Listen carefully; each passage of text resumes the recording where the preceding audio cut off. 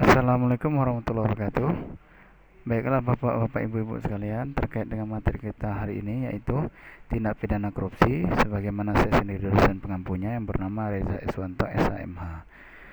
Baiklah, untuk mempersingkat waktu, segera kita masuk materi yang selanjutnya, yaitu proses pemeriksaan tindak pidana korupsi.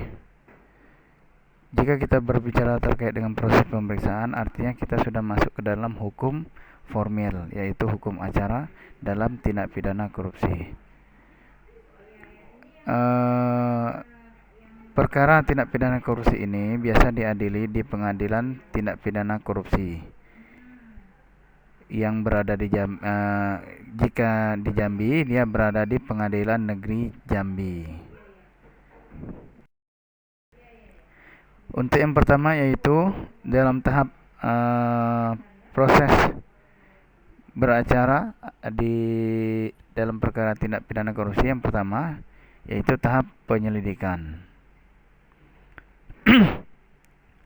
Di tahap penyelidikan ini dijelaskan bahwa penyelidikan merupakan tindakan awal pemeriksaan dalam perkara tindak pidana korupsi dan pembatasan lainnya dari petugas penyidik.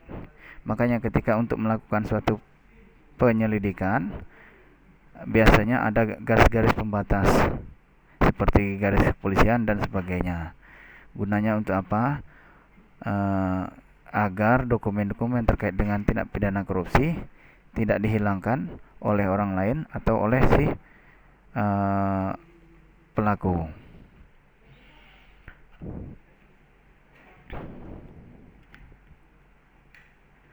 Kemudian masuk keduanya, selesai melakukan penyelidikan, tahap penyidikan.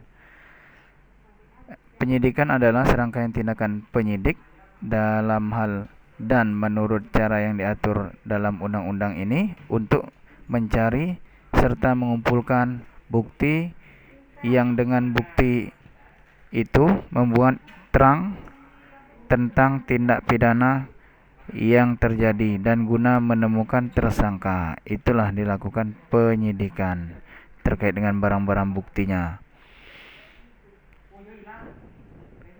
Nah, hal ini dilakukan oleh, jika dia dalam perkara tindak pidana korupsi, dilakukan oleh KPK atau Komisi Pemberantasan Korupsi.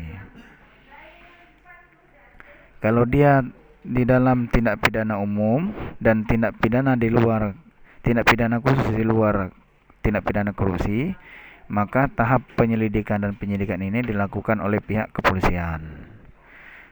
Baiklah, untuk langkah selanjutnya yaitu tahap penahanan. Penahanan mempunyai arti penting terkait dengan penetapan tersangka di tempat tertentu oleh penyidik atau penuntut umum atau hakim. Jadi dalam penahanan ini si tersangka atau terdakwa dilakukan penahanan guna untuk supaya tidak melarikan diri karena kasusnya sedang dalam proses untuk diselesaikan di pengadilan. Untuk penahanan ini ada batas waktunya, yaitu terkait dengan perintah untuk masa penahanan di penyidik yaitu 20 hari dan dapat diperpanjang 40 hari.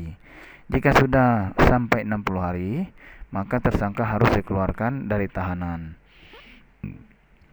Hal-hal atau masa-masa seperti ini telah diatur di dalam Kitab Undang-Undang Hukum Acara Pidana.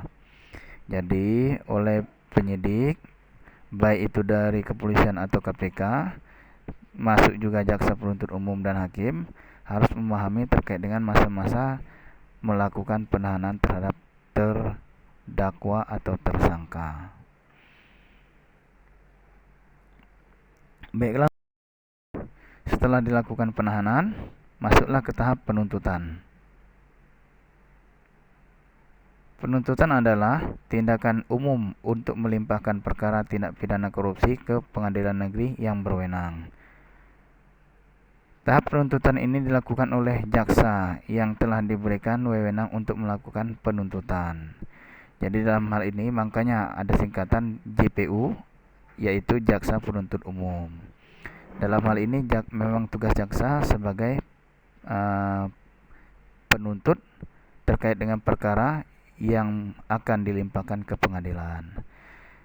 Jaksa juga menuntut terkait biasanya dalam satu perkara itu ada 2 tuntutan, yaitu pasal peringanan, tuntutan pasal peringanan, dan satunya lagi tuntutan pasal pemberatan. Terkait dengan hal yang dijatuhkan oleh hakim, nanti hakim yang mempertimbangkan terkait dengan tuntutan jaksa sesuai dengan hasil dari penyidikan tersebut. Untuk tahap selanjutnya yaitu pemeriksaan akhir. Tahap ini yaitu yang pertama yaitu tahap persidangan diawali pembacaan surat dakwaan. Dalam hal ini hakim mempersilahkan jaksa untuk membaca surat dakwaan, di mana surat dakwaan tadi telah berisikan terkait dengan tuntutan jaksa tadi. Dan setelah selesai pembacaan surat dakwaan tersebut, hakim menyimpulkan secara sederhana dan menerangkan pokok yang dituduhkan kepada terdakwa dan penasihat hukumnya. Di dalam tahap pembacaan dakwaan ini, setelah hakim dan hadirin di persidangan mendengar bagaimana isi surat dakwaan tersebut dan pasal apa saja yang dituntut oleh jaksa penuntut umum, maka hakim mengambil kesimpulan terkait dengan pokok permasalahan yang sedang dituntut oleh jaksa penuntut umum guna untuk diterangkan kepada terdakwa atau penasihat hukumnya. Setelah tahap pembacaan surat dakwaan, masuk ke tahap eksepsi atau keberatan.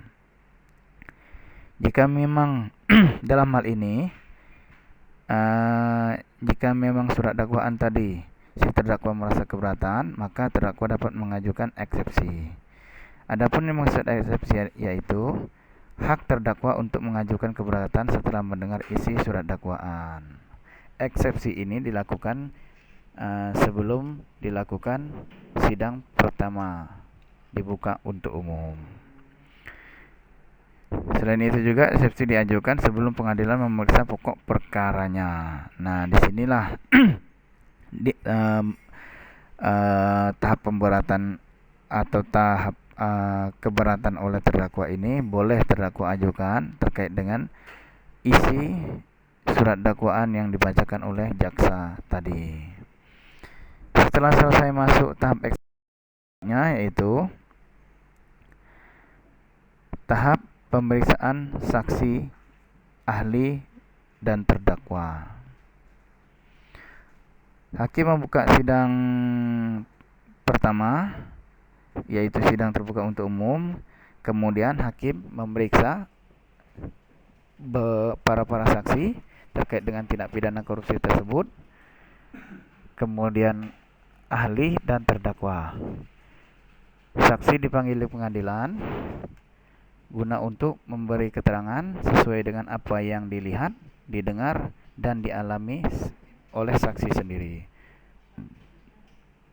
Saksi dalam hal ini ada 2 macam, yaitu saksi dalam hal pemberatan dan saksi dalam hal peringanan terdakwa. Saksi dalam hal pemberatan yaitu saksi yang memberatkan diajukan sejak awal oleh jaksa penuntut umum. Kalau untuk saksi peringanan yaitu saksi-saksi yang diajukan oleh si terdakwa di dalam sidang pengadilan. Setelah meminta keterangan saksi, barulah minta keterangan ahli lagi jika dibutuhkan terkait dengan seperti ahli-ahli yang paham di bidang kriminologika, pidanakah, dan sebagainya terkait dengan tindak pidana korupsi yang sedang dipersidangkan. Karena keterangan ahli ini menjelaskan terkait dengan sesuai keilmuan yang dimiliki oleh si ahli tersebut. Setelah keterangan ahli, barulah keterangan terdakwa. Hakim menanyakan kepada terdakwa terkait dengan dakwaan yang didakwakan kepada dirinya. Apakah betul dia melakukan perbuatan itu? Kemudian membacakan terkait dengan identitas si terdakwa. Betul identitas ini. Jika semuanya memang benar terjadi, maka hakim segera melanjutkan ke proses yang selanjutnya, yaitu tahap pembuktian. Di dalam tahap pembuktian ini, inti pokoknya yaitu membeberkan barang-barang bukti di dalam sidang pengadilan. Gunanya untuk apa? Untuk memperkuat bahwa memang betul si terdakwa itu melakukan suatu tindak pidana, termasuk dalam hal ini juga melakukan tindak pidana korupsi. Di dalam tahap pembuktian ini juga jika memang si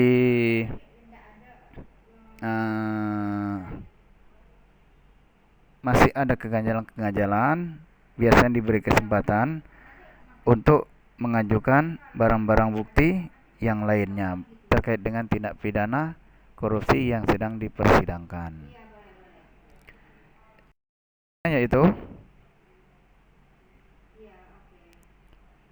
setelah mendapat pembuktian tadi, barulah tahap tuntutan.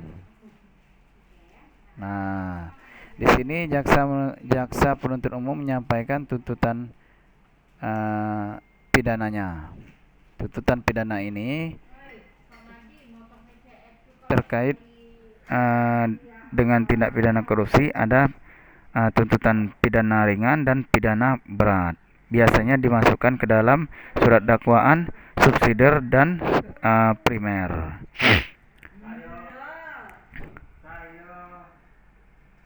Setelah masuk ke tahap tuntutan ini yang dilakukan oleh jaksa, pemeriksaan akhir. Tahap ini yaitu yang pertama yaitu tahap persidangan diawali pembacaan surat dakwaan. Dalam hal ini hakim mempersilahkan jaksa untuk membaca surat dakwaan, di mana surat dakwaan tadi telah berisikan terkait dengan tuntutan jaksa tadi. Dan setelah selesai pembacaan surat dakwaan tersebut, hakim menyimpulkan secara sederhana dan menerangkan pokok yang dituduhkan kepada terdakwa dan penasihat hukumnya.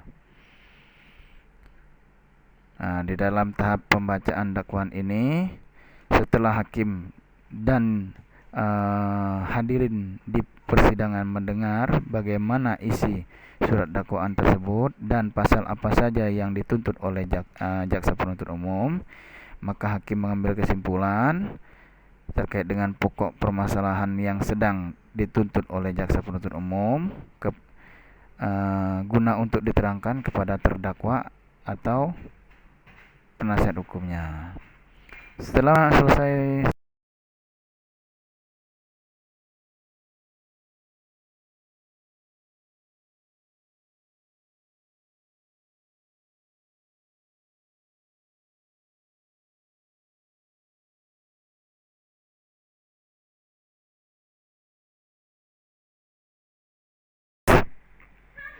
tahap kesimpulan dan putusan hakim.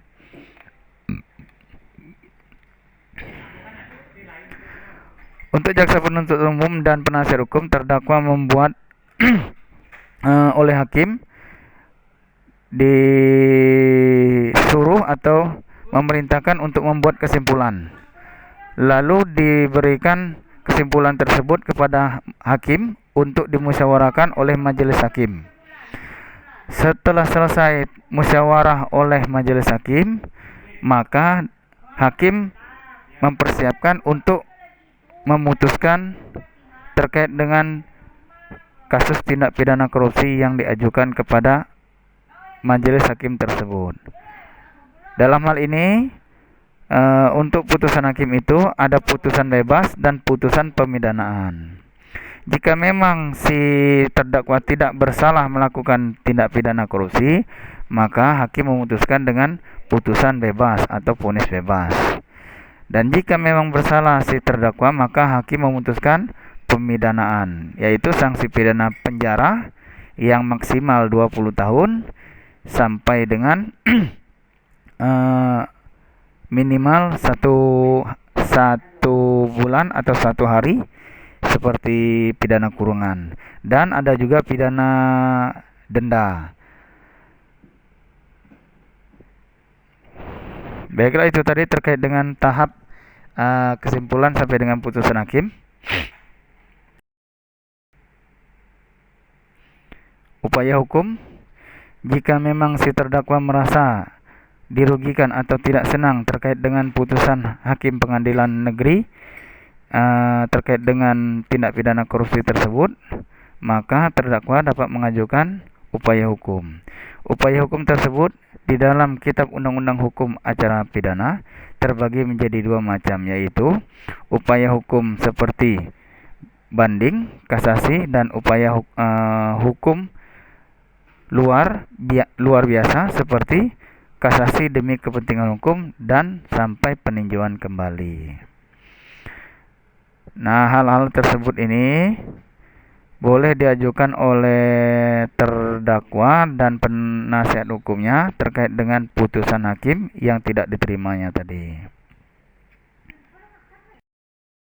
Baiklah, itu tadi terkait materi kita untuk hari ini. Jika ada kesalahan baik dalam pemaparan maupun ucapan, saya mohon maaf dan saya akhiri. Wassalamualaikum warahmatullahi wabarakatuh.